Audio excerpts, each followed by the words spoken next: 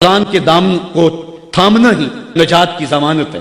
امام ترمذی نے حضرت علی المرتضیٰ سے حدیث تخریج کی ہے کہ حضور قرب قیامت کے تذکروں سے لوگوں کو آگاہ کر رہے تھے، تو عرض کی حضور پھر اس دور میں بچنے کی صورت کیا؟ تو فرمایا اللہ کی کتاب قرآن مجید، جو اس کتاب سے جڑ جائے گا بچ جائے گا، اور جو اس کتاب سے پہلو تہی کرتا رہا اللہ اسے گمراہ کر دے گا۔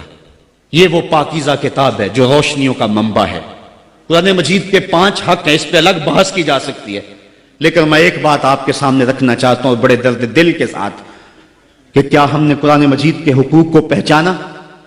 آج ہم قرآن مجید کے ساتھ جو اس کتاب ہدایت کا تقاضا تھا کیا ہم نے پورا کیا؟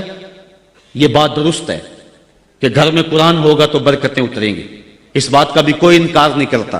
مکان بنایا، فیکٹری بنائی ہے، دکان بنائی ہے، تو بچوں کو بلا کے قرآن مجید کی تلاوت کروا لیں، برکت ہوگی۔ میں اس کا انکار بھی نہیں کرتا کہ مرنے والے کی روح کو اصال ثواب کریں گے تو اس کی قبر میں نور اترے گا۔ یہ بات بھی درست ہے کہ قرآن کے نور کے مقابلے میں کوئی ناری مخلوق نہیں ٹھہر سکتی، اس کے الفاظ کا دم کریں تو شفا نصیب ہوگی۔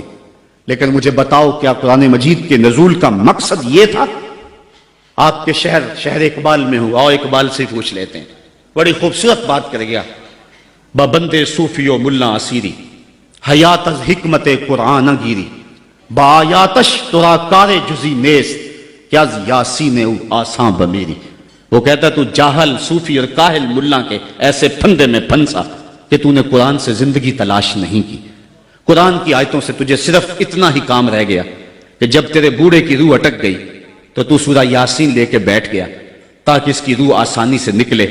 اقبال کہتے ہیں اس میں کوئی شک نہیں ہے کہ اس کی روح آسانی سے نکل جائے گی، لیکن مجھے تو افسوس تیرے پہ یہ ہے کہ تو نے قرآن سے بھی مرنا ہی سیکھا۔ جس قرآن سے تو نے مرنا سیکھا، کاش اس قرآن سے تو نے جینا بھی سیکھ لیا ہوتا۔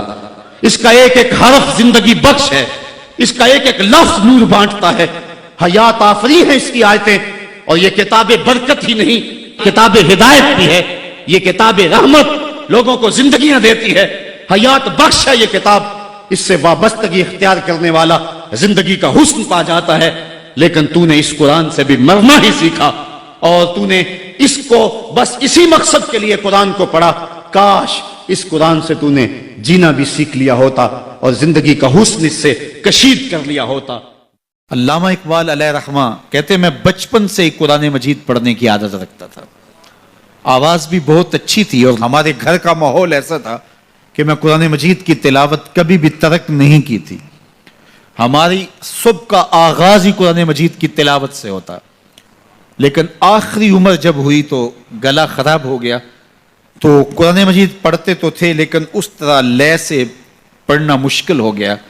تو جس طرح لوگ حال پوچھتے ہیں جناب کیا حال ہے، تو لوگ بتاتے ہیں کہ یہاں درد ہو رہی ہے اور یہ مسئلہ ہے یہ مسئلہ ہے، لیکن اقبال سے کوئی جا کے پوچھتا کہ حضرت کیا حال ہے، تو اقبال کہتے کہ لطف قرآن سحر باقی نہ مان، باقی سارے مسئلے ٹھیک چل رہے ہیں، جو سحری کے وقت قرآن پڑھنے کا مزہ آیا کرتا تھا وہ مزہ مجھ سے چھن گیا ہے، اس لیے کہ میرا گلا خراب ہو گیا۔ اللہ نے آپ کو سحری کے وہ لطف اور وہ مزے اور وہ سرور نصیب کیے ہیں، کبھی ان سے محروم نہ ہونا، اپنی صبح کا آغاز قرآن مجید کی تلاوت سے کرنا۔ اور اقبال نے اپنے ایک دوست کو لکھا، کتنی خوبصورت بات لکھی، کہا قرآن مجید کا مفہوم اور ترجمہ نہیں بھی آتا پھر بھی قرآن مجید پڑھتے رہنا، خالی ناظرہ قرآن مجید پڑھنے سے دل کا تعلق رسول اللہ کے دل سے جڑ جاتا ہے، اس لیے کہ قرآن حضور کے قلب اطہر کے اوپر نازل ہوا تھا۔ یہ سندیسہ ہے ہمارے خالق کا ہمارے نام، تو ہم اس کو سمجھیں کہ اس میں ہمارے نام پیغام کیا ہے، ہمارے نام میسج کیا ہے۔ اس کتاب اللہ پہ عمل کرنا یہ ممکن تبھی ہوگا اگر ہم اس کتاب کو سمجھ کے پڑھیں گے۔ یہ کتاب ہمارے نام پیغام کیا دیتی ہے، کہاں سے روکا ہے، کہاں سے اس کتاب نے ہمیں جو ہے وہ منع کیا اور کن امور کے بجا لانے کی تلقین کی ہے۔ اس کتاب کے تقاضوں کو سمجھنے کے بعد اس کتاب پر عمل کرنا یہ ہماری زندگی کا لازمہ ہونا چاہیے۔ لیکن افسوس ہم نے کتاب اللہ کے ساتھ جڑنے کی بجائے اس کتاب کو طاق پر سجا دیا، اور اس کے مفاہیم سے ہم نہ آگاہ ہو سکے۔ اب تو تلاوت بھی موقوف ہوگی۔ کسی زمانے میں لوگ تلاوت ضرور کیا کرتے تھے، اب تلاوت بھی موقوف ہو گئی، عمل تو قصہ پارینہ بن گیا۔ ہماری زندگی اس کتاب کی مطابقت میں گزرنی چاہیے تھی۔ آپ مارکیٹ میں یہ مائک بھی لینے جائیں تو اس کے ساتھ بھی چھوٹی سی بک دیتے ہیں جس میں کمپنی بتاتی ہے کہ یہ مائک ہماری کمپنی کا، اس کو استعمال کیسے کرنا ہے۔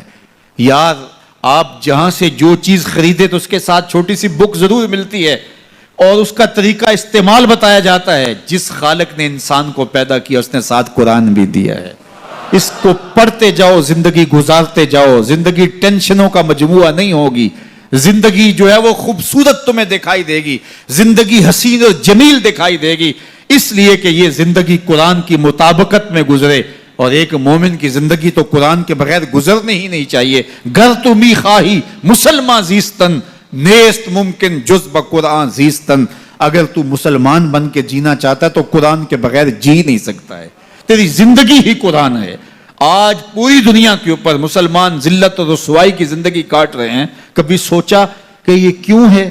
ہماری پستی، ذلت، نکبت، رسوائی کتاب اللہ سے دوری کے نتیجے میں۔ آج واجبی سا تعلق ہمارا اس کتاب سے رہ گیا ہے، اس کے مفاہیم سے ہم آگاہ تک نہیں ہیں۔ قرآن کہاں روک رہا ہے؟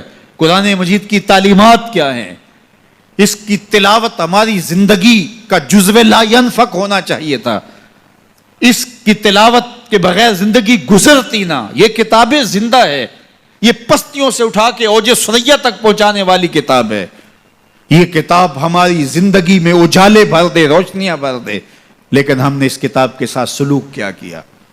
بڑا خوبصورت لہجہ اختیار کیا اقبال نے، ببندے صوفی و ملا اسیری، حیات از حکمت قرآن گیری، بآیاتش ترا کار جزی نیست، کیا از یاسین او آساں بمیری۔ اللہ اکبر۔ اقبال کہتے ہیں کہ اس دور کے صوفی نے اور اس دور کے ملا نے تیرے ساتھ زیادتی کی، تو پھنس گیا ان کے پھندے میں۔ صوفی نے بھی تجھے اور سمت لگا دیا اور مولوی نے بھی تجھے اور سمت لگا دیا۔ جو منصب تھا صوفی و ملا کا، تجھے جس راستے پہ ڈالنا تھا اس راستے پہ انہوں نے تجھے نہیں ڈالا۔ اس کتاب سے تیری دل بستگی نہ ہو سکی، اس کتاب سے تیرا تعلق مضبوط نہ ہو سکا۔